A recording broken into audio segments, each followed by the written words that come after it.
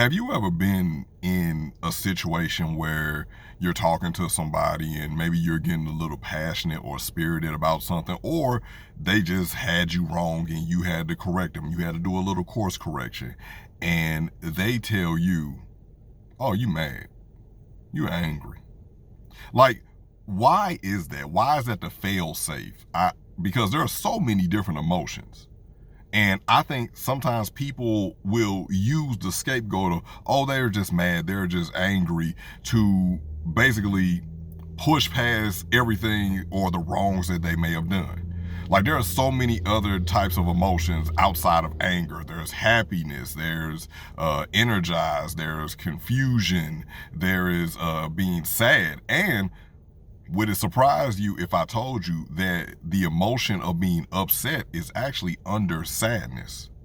That's where it is. It's under sadness, but it's easier sometimes for people, unfortunately, to just couch everything in anger. When a person isn't angry, they may just be confused about what's going on. And that happens especially when you involve people's emotions. That's why I tell people, don't play with anybody's emotions, because if you really, once you realize how you act when your emotions are being played with, you wouldn't do that anymore. Because think about the times where somebody has played with you, somebody has had you messed up, and the things that went through your head, you wouldn't want anybody to think those thoughts about you, I'm sure.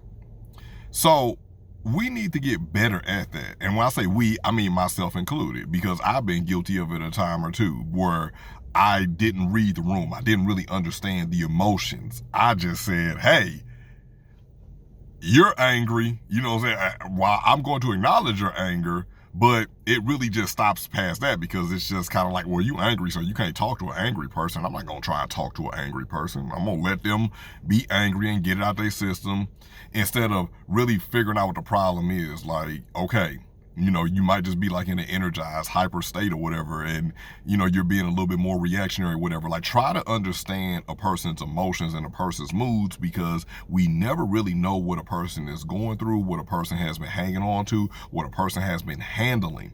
And for you to maybe just say like, hey, you are angry. You're angry because I've deemed you to be angry, because that's the best way I can explain it in my head, because my emotional intelligence is very low. So I only associate happiness and anger. I don't associate any other emotions. We need to get better at that. We need to just get better at just trying to understand each other, instead of just like, oh, are you mad, bro? Are you mad, sis?